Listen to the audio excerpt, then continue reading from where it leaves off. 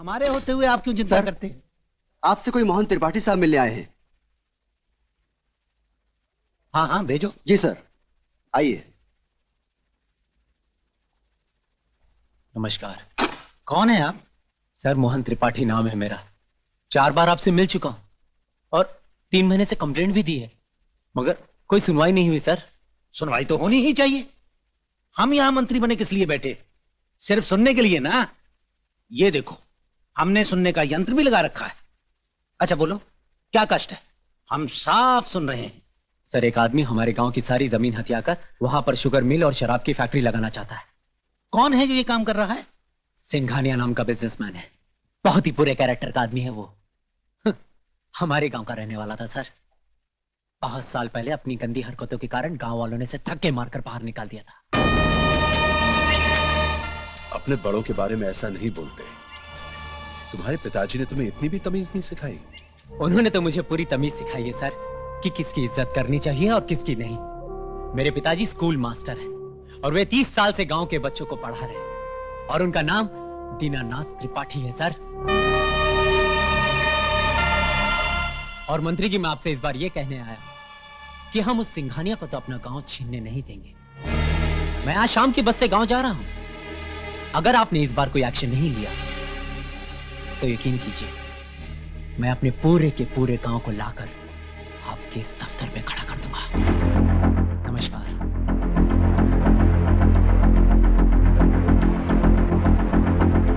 और एक बात मत भूलिए कि आपकी इस कुर्सी के ऊपर भी एक कुर्सी है, हम वहां भी जा सकते हैं। ये तो हमारे दफ्तर में आकर हम ही को धमकी दे गया। सुना आपने सिंघानिया साहब? सुनने के लिए तो आप कुर्सी पर बैठे हैं। सिंघानिया सुनता नहीं, करता है। रिक्ता,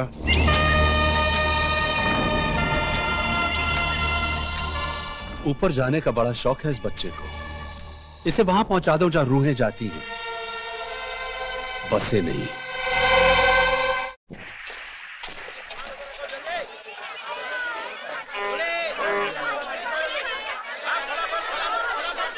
देव, तू बड़ा आदमी कभी नहीं बन सकता। पता है क्यों? तू मेरी तरह सोचता ही नहीं यार। अभी ऐसे कैसे क्या हुआ अभी? सब कुछ हो गया।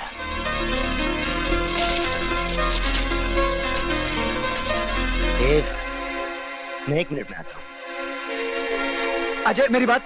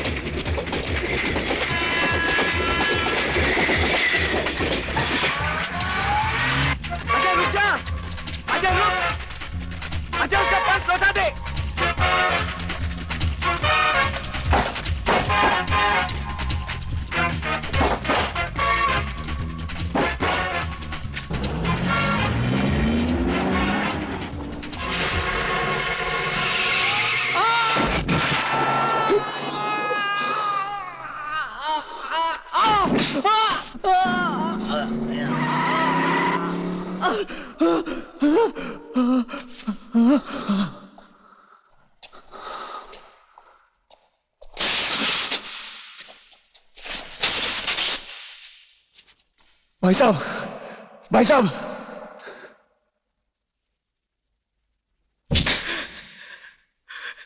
तुम्हें अंदाजा नहीं कि तुमने क्या कर दिया।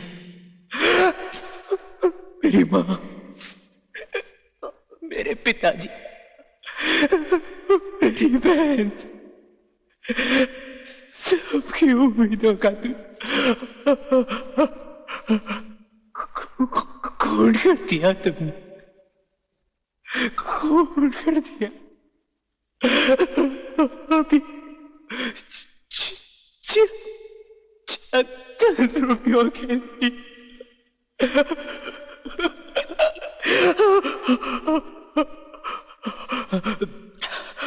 भगवान, भगवान तुम दोनों को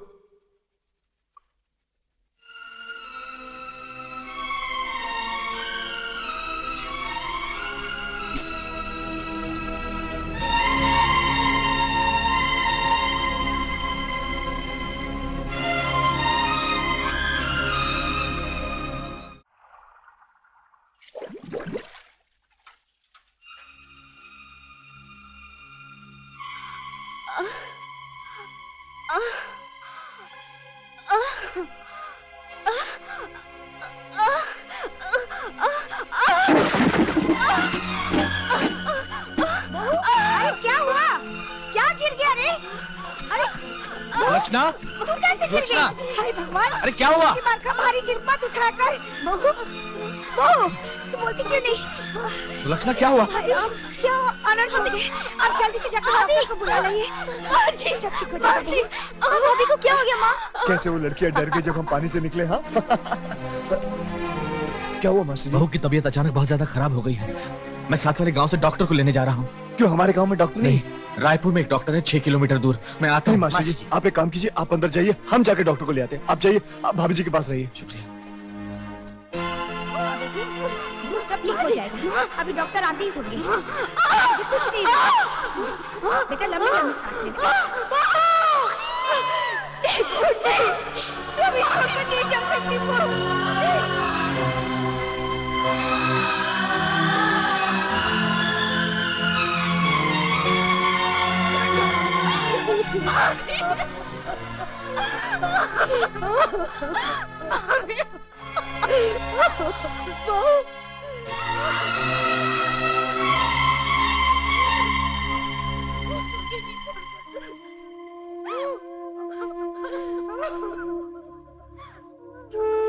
डॉक्टर साहब, बहू तो चल बसी, लेकिन आप आए तो बहुत बहुत धन्यवाद। आपकी फीस में नहीं नहीं, मुझे अफसोस है दीनानाथ जी, मैं वक्त पर नहीं पहुंच पाया। अच्छा,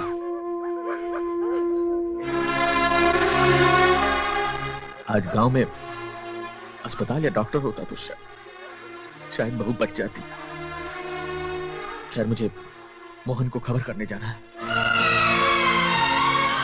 वही तो आग देगा बहू की चिता को।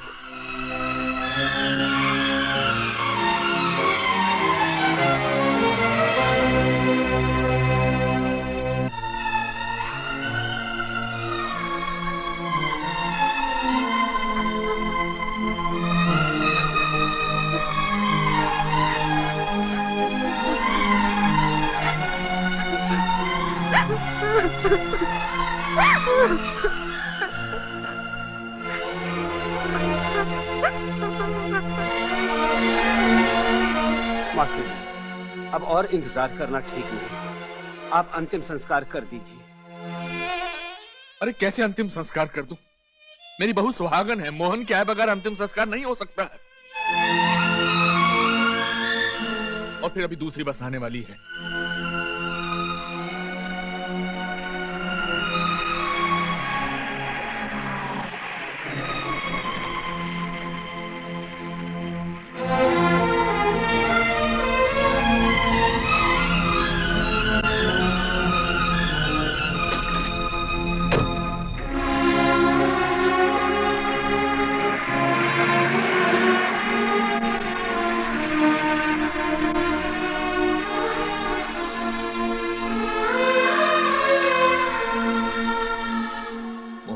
सुलक्षणा, नहीं आया मोहन। कौन आग देगा इसकी चिता को? इसका पति है वो। क्या समझता है कि शहर चला गया तो हम सबसे नाता टूट गया उसका? कितना निर्मोही हो गया है वो। मैं तो भगवान से प्रार्थना करूंगा कि दुश्मन को भी ऐसी संतान न दे। मास्टर जी, आप मोहन को मत कोसिए। तो क्या करूं? दोस्त है तुम लोगों का, मगर कैसा दोस्त है? तुम लोगों को भेज दिया हमारा दुख बांटने को, लेकिन खुद हमसे मुंह फेर लिया। उसका इंतजार मत कीजिए मास्टर जी, अंतिम संस्कार कर दीजिए। आएगा, आएगा, जरूर आएगा।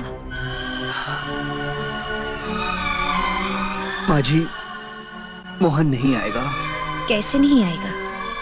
मेरा बेटा आएगा। माँ जी, अंतिम संस्कार कर दीजिए, मोहन नहीं आएगा। आएगा, उसे आना ही पड़ेगा। माँ जी, मोहन नहीं आएगा, वो मर चुका है।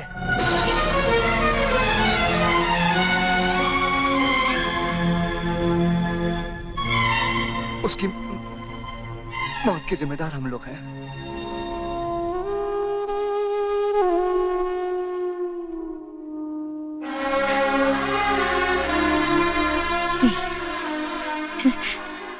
ये नहीं हो सकता, ये हो ही नहीं सकता। हाँ? तूने कहा था ना मेरा बेटा पढ़ रहा है परीक्षा के लिए, और उसको चश्मा भी लग गया है। परीक्षा के बाद वो आएगा। हाँ? उसने हमारे लिए रुपए भी तो भेजे थे तुम्हारे हाथ। हाँ? फिर ये देख, ये मेरी बहू। हाँ? मोहन की पत्नी। तू इसे रोज कहता रहा वो आएगा, बहुत जल्द आएगा, और ये उसकी इंतजार। हाँ? इतना बड़ा झूठ, इतना बड़ा धोखा एक माँ को पहले दिन क्यों नहीं बताया? एक बार मैं अपने बेटे की शक्ल तो देख लेती।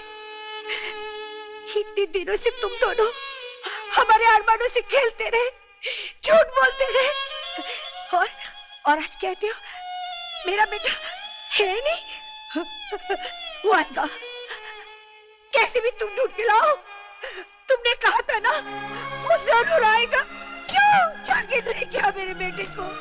मुझे मेरा बेटा चाहिए, मेरा बेटा।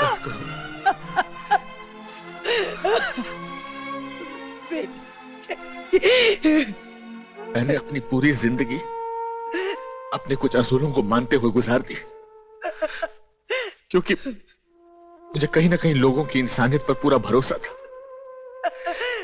लेकिन आज तुम लोगों ने न सिर्फ मेरे विश्वास को, बल्कि मेरे पूरे अस्तित्व को ठेस पहुंचाई। मैं तुम्हारा कुछ बिगाड़ तो नहीं सकता, लेकिन एक प्रार्थना जरूर करूंगा। आज के बाद कभी हमें अपनी शक्ल मत दिखाना। जाओ, चले जाओ यहां से, जाओ।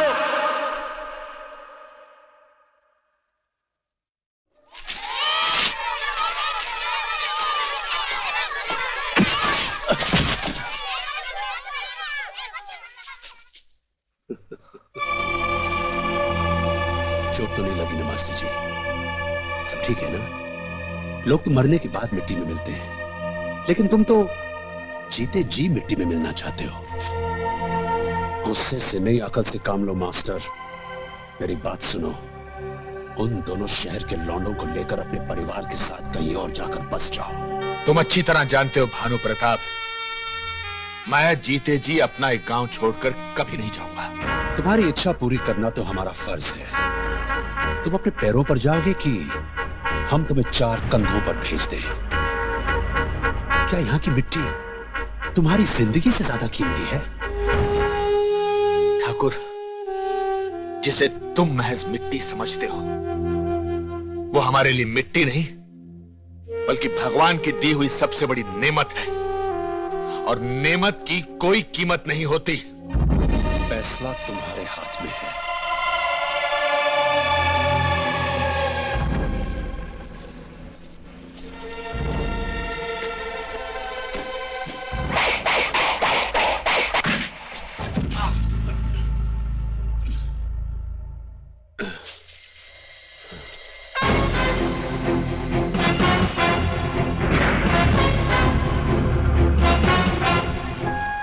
कहीं चोट तो नहीं आई?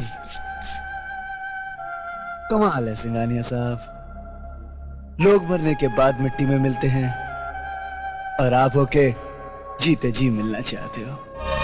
तो तुम हो वो शहरी लौंडे, हाँ? तुम नहीं जानते कि हम कौन हैं। हम? मैं की औकात नहीं और हम का दावा।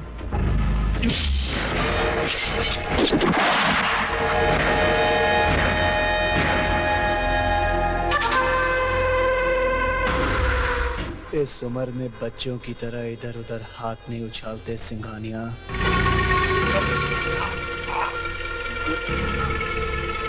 मौत आ जाएगी। जा अपने परिवार के साथ उन टीन के डब्बों में बैठ के निकल जा, और याद रखना, आइंदा इस गांव में आया तो आएगा अपने 2 पैरों पर और जाएगा 4 कांधों पर।